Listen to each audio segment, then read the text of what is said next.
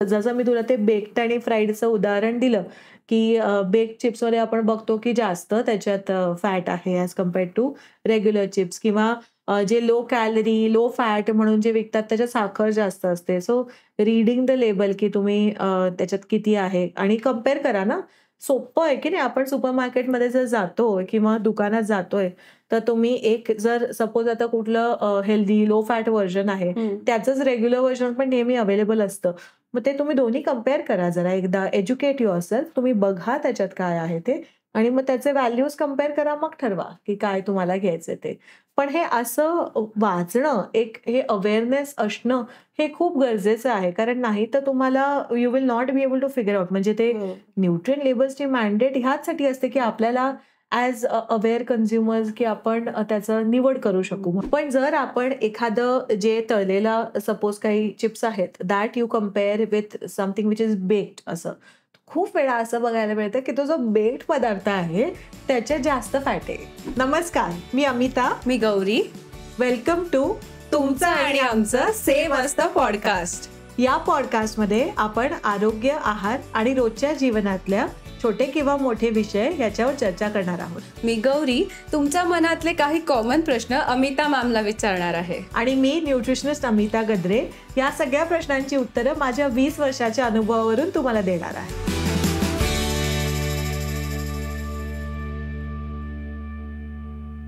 तर सध्या बाजारांमध्ये खूप पॅकेज फूड हे दिसतं किंवा वेगवेगळ्या कलरचे, वेगवेगळ्या ब्रँड तर आहेच आहे किंवा त्या लेबल्स पण खूप वेगळे असतात. तर हे पॅकेज्ड फूड म्हणजे नक्की काय आहे आणि ते कितपत हेल्दी आहे? हो, कारण पॅकेज कुठलेही पाकीट बंद, पॅक बंद पदार्थ आहेत ते सगळे अव्हॉइड करा वगैरे असं सगळीकडे आपण ऐकतो हल्ली. हे खूप मोठं असं जर आपण म्हटलं ना, की जे तुम्हाला काही पॅक बंद येतंय किंवा जे तुम्हाला कुठल्या पाकिटात देतायत, तर ते सगळं बंद करा असं जर म्हटलं, तर मग आपल्याला हल्ली तर डाळ-तांदूळ सुद्धा पॅकेटमध्ये मिळतात की नाही? मग तुम्ही ते पण बंद करणार का? सो ते एक असं चूक क्लासिफिकेशन आहे, की जेव्हा तुम्ही म्हणता, की पॅक बंद काही असेल ते बंद करा. मग तुम्ही म्हणजे लूजच घ्या किंवा असं किंवा शेतातनं जाता जाऊन आणा. ते काही शक्य नाहीये, राइट? लेट्स अंडरस्टँड, की पॅकेज्ड फूड्स जेव्हा नाही म्हणतायत, तर नक्की काय त्यांना म्हणायचंय किंवा काय तुम्हाला हेल्थ इफेक्ट्स असतात किंवा काय बघायचं त्याच्यात हे जरा मी सांगते, ठीक आहे? पॅकेजिंगपेक्षा प्रोसेसिंग कडे लक्ष देणं जास्त महत्वाचं आहे. प्रोसेसिंगकडे लक्ष देणं म्हणजे जेव्हा लोकं म्हणतात, की काही जे जसे सांगत असतात, की पॅकेज फूड बंद करा, तसंच प्रोसेसिंग फूड बंद करायला सांगतात, की नाही? तर आता ते प्रोसेस्ड फूड्स बंद करा किंवा काय तर let me just explain to you, की प्रोसेसिंग काय असतं, ओके? एक नोवा क्लासिफिकेशन म्हणून आहे. इंटरनॅशनली एक्सेप्टेड स्टँडर्ड्स आहेत, की त्याच्यात ते सांगतात, की प्रोसेस्ड किंवा ॲब्सोल्युटली नॉट अनप्रोसेस्ड फूड्स ज्याला म्हणतात. तर ते म्हणजे सरळ-सरळ जे आपल्याकडे धान्य आहे, की त्याला तुम्ही त्याचं पीठ सुद्धा केलेलं नाहीये. So intact as found in nature. जसं आपल्याला प्रकृतीकडून जसं मिळतंय म्हणजे नॅचरल स्टेटमध्ये जसं मिळतंय, तर तसं त्या स्टेटमध्ये जे असलेलं फूड आयटम्स आहेत किंवा अन्नपदार्थ आहेत, ते म्हणजे सरळ जसं भाजी ॲज इज आपल्याला जी मिळाली, पालक आहे तसा, त्याला आपण काही पुढे केलेलं नाही. ते अनप्रोसेस्ड फूड्स येतात. म्हणजे ते क्लासिफिकेशन 1 मध्ये येतात. मग येतात पदार्थ, की जे कॉन्डिमेंट्स आहेत किंवा आपण चव वाढवायला जे हे करतो, की म्हणजे जसं मीठ, तेल, तूप तसे प्रकार, ठीक आहे.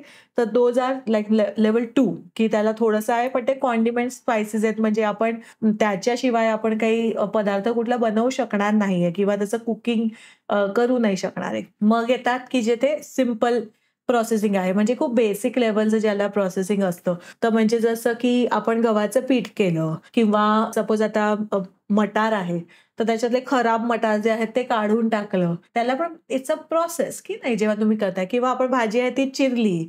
इंटॅक्ट होतं त्याला तुम्ही चिरलं, हो. That's also a processing. So that's the most simplest form of processing. तर ते टाइप 3 मध्ये येतं.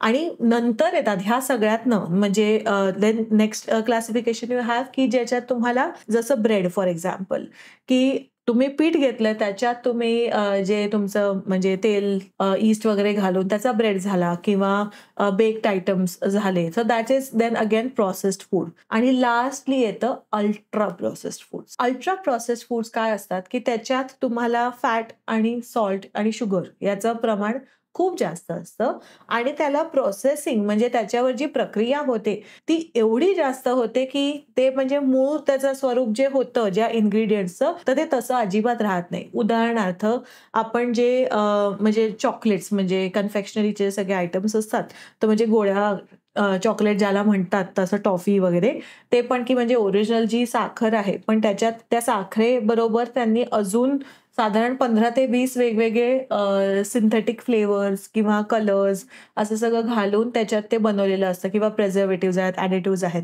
त्याचं जे मूळ रूप होतं साखरेचं ते एकदमच वेगळं होतं in the candies and confectionery.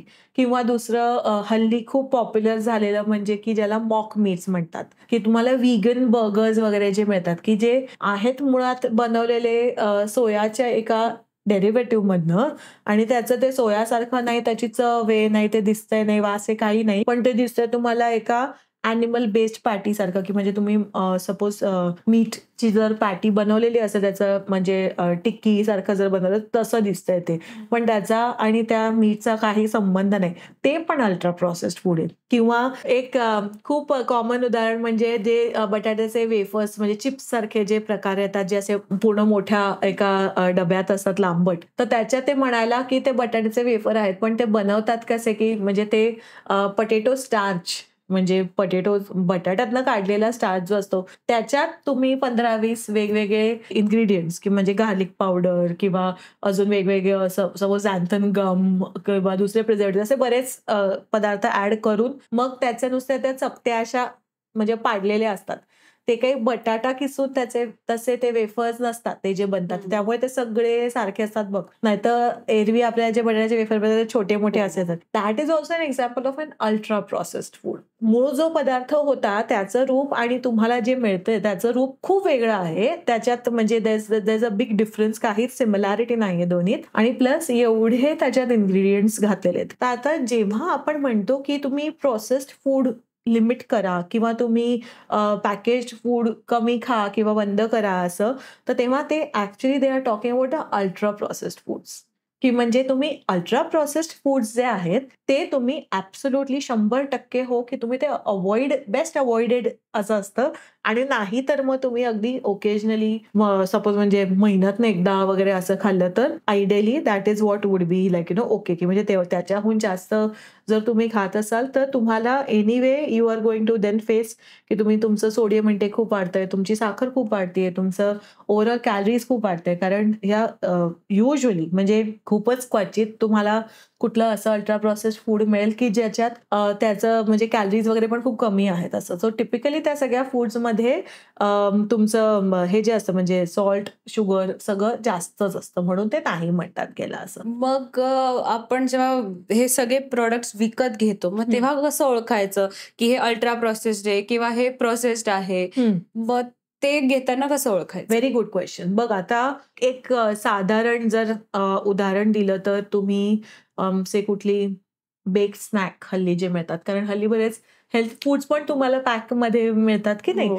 तर तुम्ही जर आता सपोज कुठलं हेल्थ स्नॅक घेतलं किंवा मेथीची मटरी किंवा मेथी चिप्स, बेक्ड कॉर्न चिप्स असं काही पण तुम्ही घेतलत, त्याचे इन्ग्रीडियंट्स वाचा तुम्ही. ठीक आहे. त्याचे एक तर मुळात जर जे मेन इन्ग्रीडियंट्स असतात, की म्हणजे मी स्पाइस मिक्स नाही म्हणते मी, की त्याच्यात जे ॲडेड फ्लेवर्स असतात ते नाही म्हणते.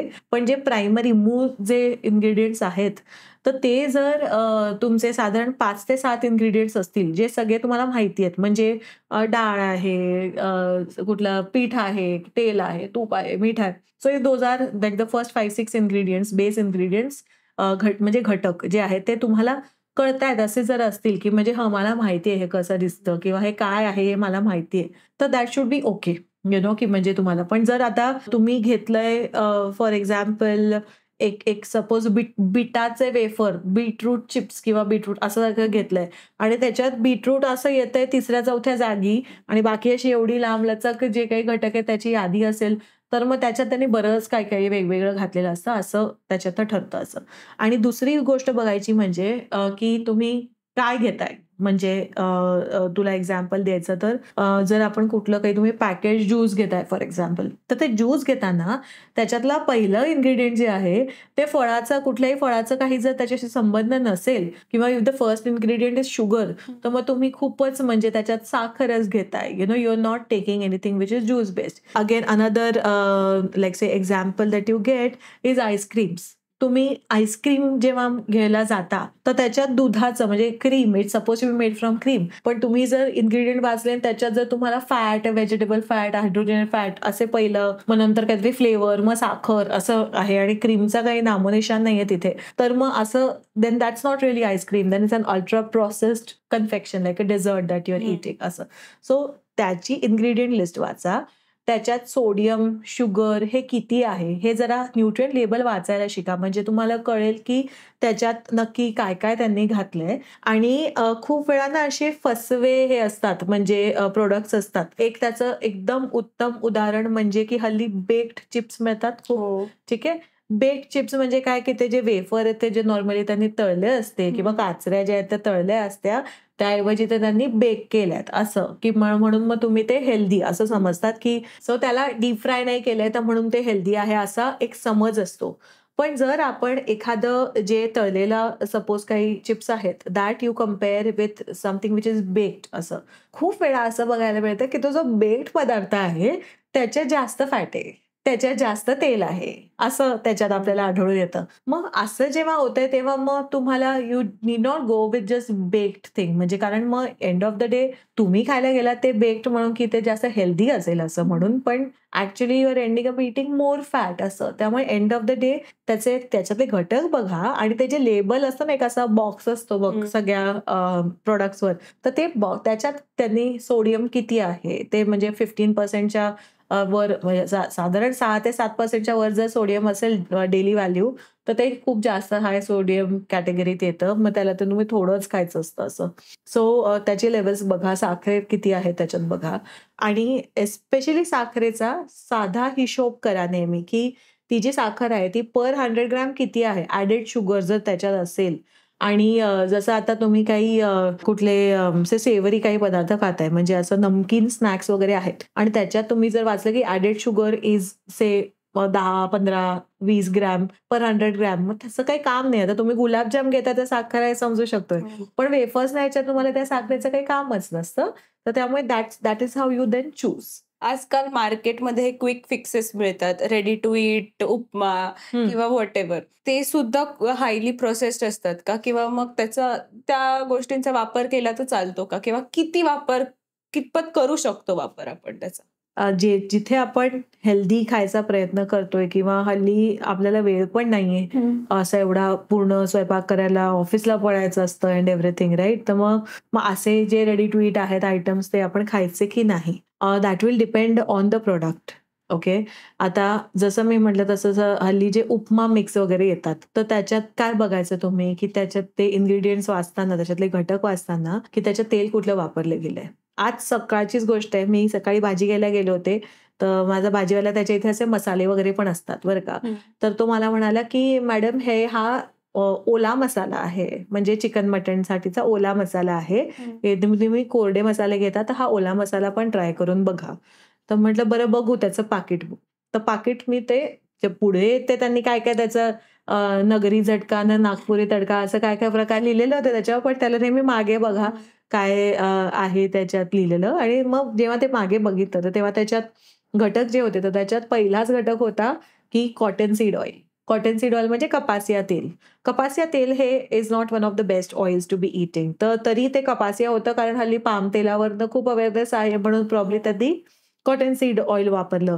पण ते जर पाम ऑइल किंवा कॉटन सीड ऑइल असतं तर मग मी ते नसतं घेतलं, त्यामुळे मी तो प्रोडक्ट नाही घेतला. म्हणजे तो मसाला होता पण तो त्या तेलात भाजलेला होता. That was for me. म्हणजे मग जर तसं ते तेल जर तुम्ही सनफ्लॉवर ऑइल आहे किंवा राईस ब्रॅन ऑइल असं लिहिलं, राईस ब्रॅन खूप क्वचित असतं कारण ते खूप महाग असतं. पण तरी हल्ली आपल्याला इंडियात पण म्हणजे भारतात पण असे बरेच पदार्थ मिळतात की जे तुम्ही सनफ्लॉवर ऑइलमध्ये त्यांनी बनवलेले असतात.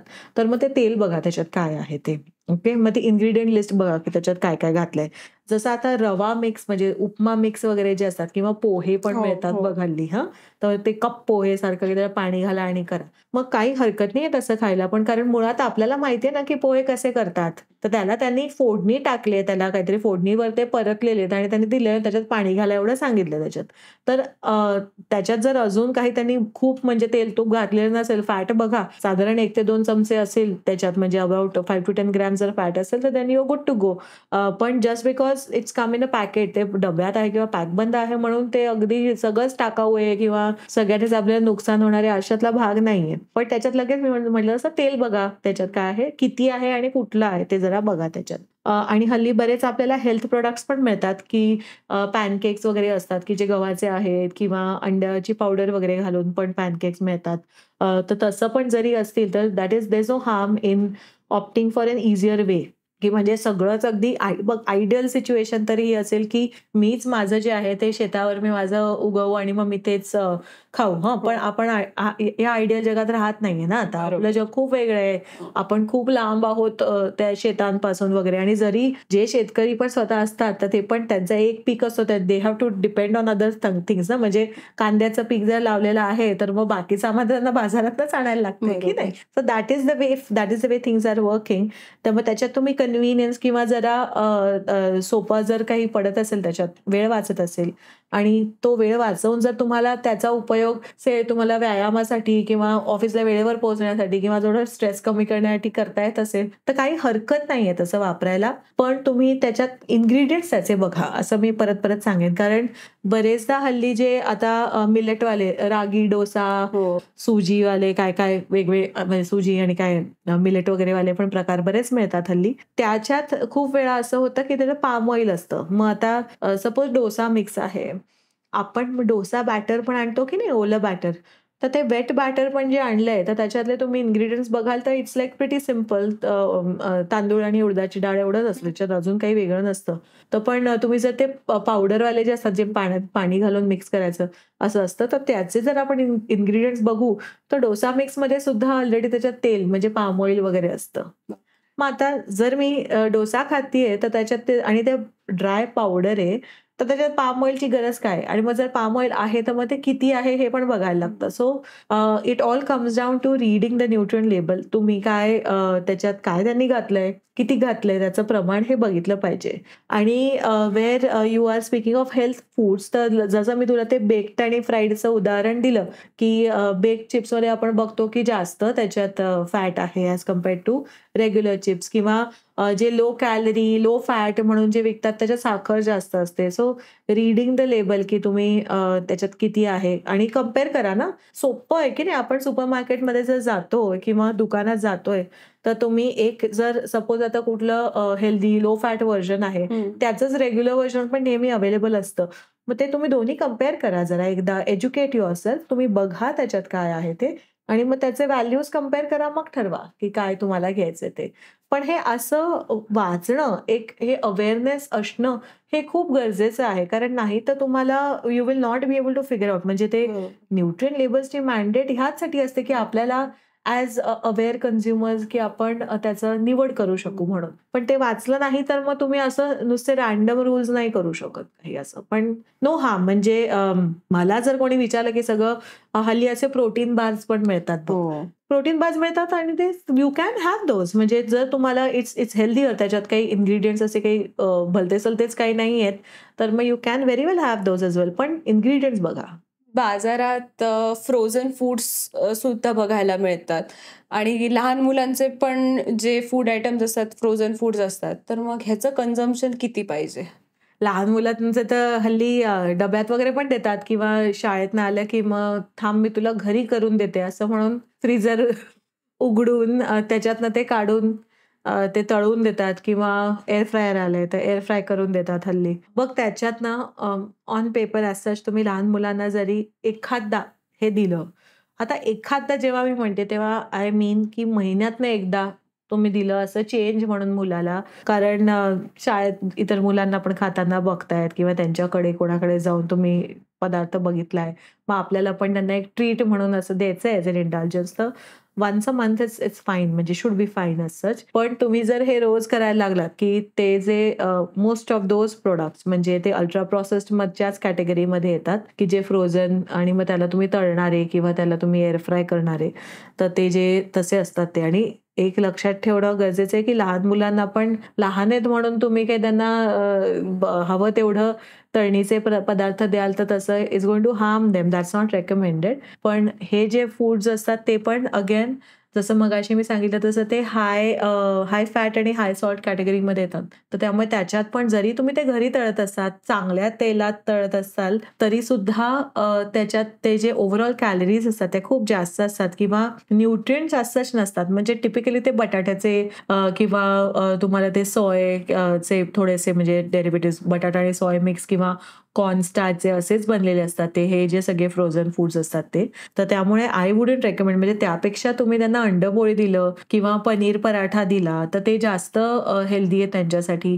किंवा इवन फॉर दॅट मॅटर तुम्ही चांगल्या नॅचरल चीजचं त्यांना सँडविच जर दिलं म्हणजे किंवा चीज आणि पोळी दिलीत किंवा पोळीचा लाडू दिलात खायला, that is also better than giving those snacks. किंवा फ्रूट खाल्लं त्यांनी तरी. बट तसे जे पदार्थ असतात तर those are not like say advisable. Having said that सगळेच फ्रोझन फूड काही वाईट असतात अशातला भाग नाही. म्हणजे उदाहरण द्यायचं तुला तर की फ्रोझन पीज जे असतात तर ते पण असे प्रोसेस्ड आहेत, मटार, मग तुम्ही ते वापरता असं एक थोडं असे बरेच म्हणजे मला Instagram वगैरेवर पण असे DM येतात. तर काही हरकत नाहीये तुम्ही फ्रोझन पीज वगैरे पण वापरायला. कारण ते खूप ॲट सोर्स त्यांनी कलेक्ट केलेले असतात. म्हणजे जिथे ते पिकतंय तिथे त्यांनी लगेच त्याला कलेक्ट करून त्याला म्हणजे फ्लॅश फ्रीझिंग केलेलं असतं. तर त्यामुळे ॲट टाइम्स ते जास्त ताजे असतात ॲज कम्पेअर्ड टू की आपण जेव्हा ते जिथे बनतंय तिथून आपल्यापर्यंत पोहोचेस्तोवर, शहरात पोहोचेस्तोवर जे 2-3 दिवस गेलेले असतात. तर त्यापेक्षा ते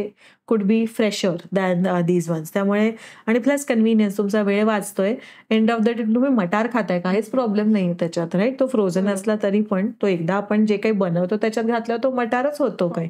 त्याच्यात म्हणजे न्यूट्रिशन त्याचं डिस्ट्रॉय होतंय का ते प्रोसेस्ड मटार होतोय असं नाही होत ते काही असं.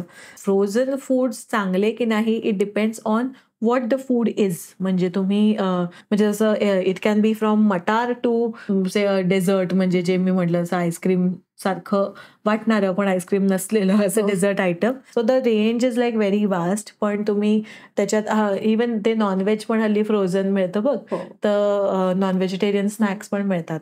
तर ते नॉन व्हेजिटेरियन स्नॅक्समध्ये जे प्रोसेसिंग होतं त्याच्यात प्रॉब्लेम असा आहे की बरेचदा हे जे असे प्रोसेस पदार्थ असतात त्याच्यात सपोज कुठलं चिकन कबाब आहे, तर तुम्ही जर त्याच्यात बघितलं तर त्या चिकन कबाबमध्ये आपल्याला काय वाटेल की हे चिकन कबाब हे चिकनचं आहे बनलेलं की नाही, किंवा म्हणजे it's straight away made from meet.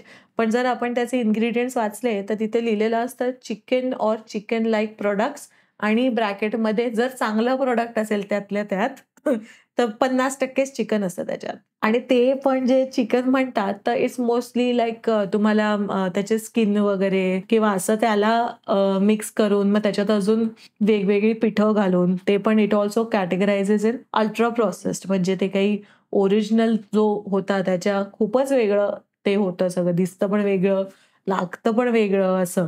Fast फूडचे जे बर्गर्स असतात बघ, तर फास्ट फूडचे बर्गर्स जे असतात तर त्याच्यात पण ती जी पॅटी असते, तुम्ही जर एक चिकन जर असे खायला गेला तर त्याच्यात असे रेषा असतात. या फास्ट फूडच्या बर्गर्समध्ये काही रेषा नसतात, असं सगळं घट्ट असतं. Everything is like pulverised and mixed असं.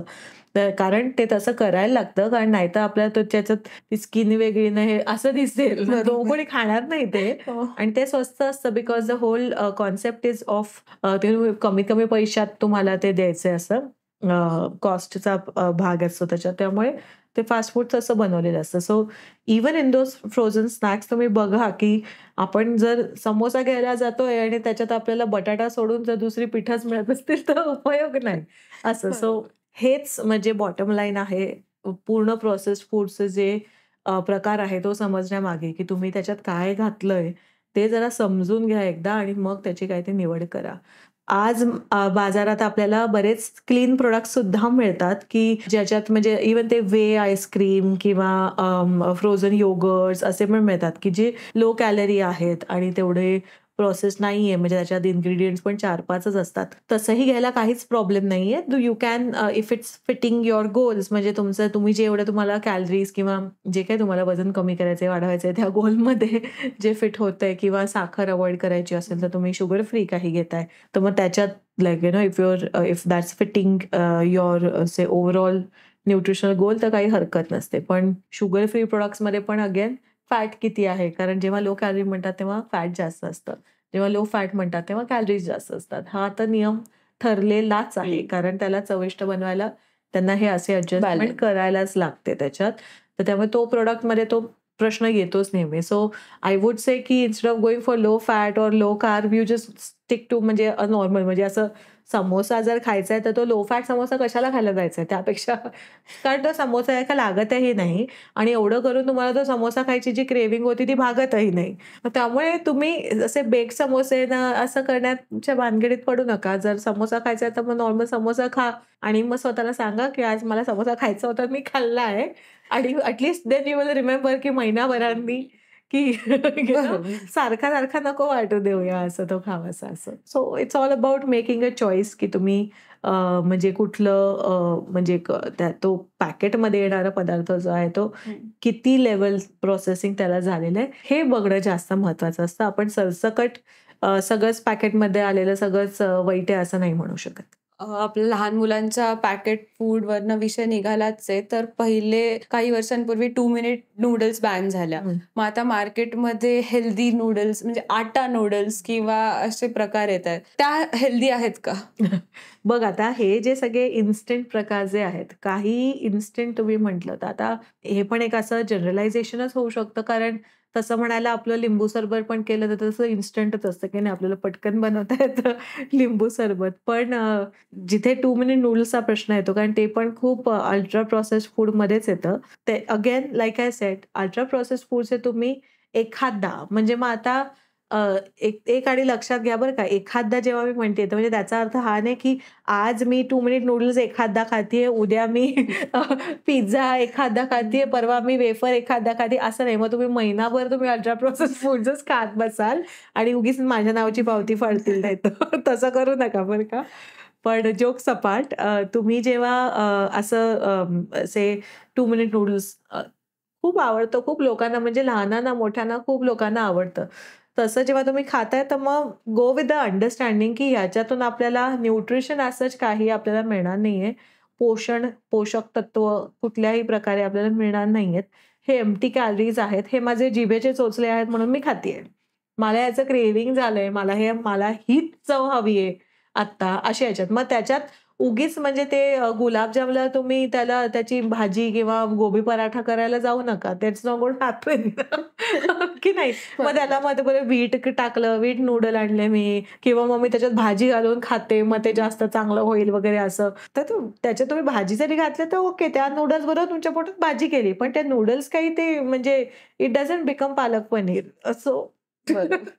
राईट. तर त्यामुळे तुम्ही तसं खायचंय तर म्हणजे ठीक आहे, it's your choice if you want to eat that. पण लक्षात घ्या की त्याच्यात म्हणजे जरी त्याच्यात त्यांनी आटा घातलाय म्हणजे त्याचं म्हणजे आपण त्याचं काही रूप बदलत नाही ना, म्हणजे as such it doesn't become a broccoli. बरोबर. मग जर हे प्रोसेस्ड फूड्स किंवा अल्ट्रा प्रोसेस्ड फूड्स जर आपण जास्त प्रमाणात खायला लागलो तर त्याचा शरीरावर काय काय परिणाम होऊ शकतो? ओह, फॅन्टॅस्टिक क्वेश्चन. बघ, आता तुम्ही जर अल्ट्रा प्रोसेस्ड फूड्स जास्त खायला लागलात, जे अल्ट्रा प्रोसेस्ड फूड्स आहेत तर ते मुळात जसं मी म्हटलं ते हाय फॅट, हाय शुगर, हाय सॉल्ट असे असतात. तुम्ही ते जर वरचेवर खायला लागलात तर मग तुमचे जे ब्लड शुगर लेवल्स आहेत त्या वाढणार आहेत. तुमचं वजन वाढू शकणार आहे अगदी पटकन. ओके. तुमचे वजन वाढल्यामुळे जे हॉर्मोनल लेवल्स आहेत त्या गडबड होऊ शकतात. When you are say eating all of those ultra processed foods, तर तुमच्या पोटात, कारण त्याच्यात पण फायबर खूप कमी असतं, तर फायबर न गेल्यामुळे तुम्हाला कॉन्स्टिपेशन होऊ शकतं, पोट साफ नाहीये त्यामुळे तुम्हाला ॲक्ने वगैरे सारखे प्रकार येऊ शकतात, किंवा अति तेल वगैरे खाल्ल्यामुळे तुमचं LDL कोलेस्ट्रॉल वगैरे, कारण टोटल कॅलरीज तुमच्या खूप चटकन वाढू शकतात. एक अल्ट्रा प्रोसेस्ड फूड्सचं एक खूप बेसिक नेचर त्याचं, म्हणजे त्याचा स्वभाव असा आहे अल्ट्रा प्रोसेसिंगचा की तुम्हाला नकळत म्हणजे तुम्ही ते जास्त खाऊ शकता, कारण ते तसंच इंजिनियर केलेलं असतं. त्याचं जे रेसिपी इंजिनिअरिंग मार्केटिंग जे म्हणतात किंवा फूड इंजिनियर जे असतात ते अशाच पद्धतीने त्याला बनवतात की तुम्हाला ते थोडंसं खाऊन तुमचं समाधान न होणे याचाच एक त्याचा एम असतो. तर त्यामुळे like no one can eat just one जसं म्हणतात तसं ते तुम्हाला परत परत ते खावं असं वाटलं पाहिजे असंच त्याची रेसिपी पूर्ण बनवलेली असते किंवा त्याचं डिझायनिंग तसं केलेलं असतं. आणि त्यामुळे तुम्ही जर एकदा खायला लागलात तर मग तुम्ही your overall calorie intake can increase very quickly. आणि मग त्याच्याशी संबंधित जे सगळे इश्यूज आहेत की म्हणजे वजन वाढलं की तुमचं शुगर्स गडबड की हॉर्मोन गडबड की तुमचे ओव्हरऑल एनर्जी लेवल्स डाऊन होणं ते सगळे त्याच्याबरोबर येतातच तुम्हाला. ठीक आहे. सो आता हे सगळं ऐकून लक्षात आलंय की म्हणजे आपण अवेअर झालोय की कुठले प्रोडक्ट्स कसे निवडायचे आणि किती प्रमाणात खायचे. सो तुम्ही सगळ्यांना अवेअर केल्याबद्दल खूप थँक्यू. आणि तुमचे सुद्धा काही प्रश्न असतील तर ते कमेंट्समध्ये आम्हाला नक्की विचारा किंवा tassamarathi@gmail.com वरही तुम्ही आम्हाला प्रश्न विचारू शकता. आणि नेहमीप्रमाणे हा व्हिडिओ लाईक, शेअर, सबस्क्राईब करायचं विसरू नका. कमेंट्सची आम्ही खूप वाट बघत आहोत त्यामुळे आम्हाला नक्की सांगा कमेंट्समध्ये हा एपिसोड आवडला, नाही आवडला, काय गडबड केली आम्ही त्या सगळं सांगा. आणि तुम्ही सगळे व्हिडिओ बघताय, सगळ्यांपर्यंत शेअर पण करताय पण सबस्क्राईब करत नाहीये ते विसरू नका बरं का. ते बेल आयकॉन जे आहे ते पण दाबा म्हणजे तुम्हाला नवीन व्हिडिओ आला की लगेच तुम्हाला त्याचं नोटिफिकेशन येईल. आणि नेहमी लक्षात ठेवा तुमचं आणि आमचं सेम असतं.